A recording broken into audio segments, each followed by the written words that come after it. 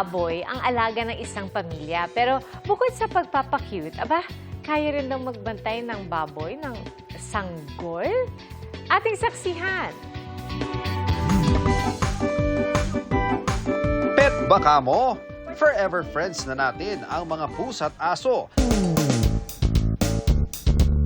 Sina Reva, kakaiba at malupit ang napiling alaga, ang baboy na si Bistek. Heto't marunong magpakitang gilas para sa tinapay. Bilis naman. Good boy. At tila nauutusan pa. Bantay mo si Tres, mag-CR si Mami.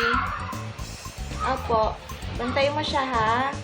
Okay. Bali, may ginagawa po ako. Ngayon po, umiiyak pala tong anak ko, hindi ko naririnig.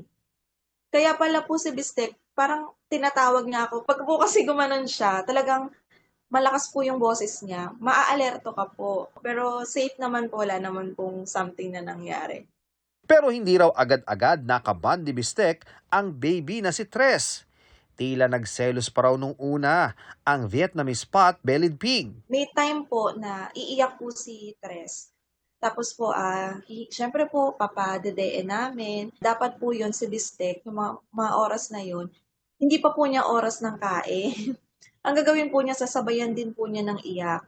Pero di maikakaila ang dulot na siya ni Bistek sa pamilya ni Reva, lalo na noong pandemic.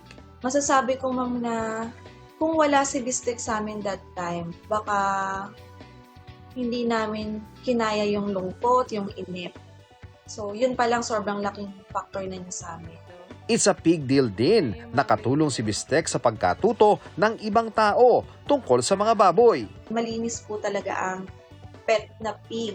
Wala po silang sweat glands, hindi po sila bumabaho. Kung ano po yung amoy ng lotion niya, kung ano po yung amoy ng shampoo niya kapag pinahid po sa katawan niya, iyon po yung maiiwang amoy. Ang isang babae sa France, not just once, but 6 ang mga alaga niyang baboy. Anya, matatalino at mausisa sila at umaasa siyang unti-unting makikita ng ibang tao ang halaga ng mga baboy. Higit pa sa naibibigay nilang karneng pagkain. Don't go bake on their hearts! Payo ni Reva, bilang mga alaga, ang mga baboy ay pwede ring maging parte ng pamilya. Kasi yung mga minsan, yung genuine ba na pagmamahal na hinahanap mo sa mga tao na nasa paligid mo, minsan ang una pang nakakapagbigay nun yung mismong alaga.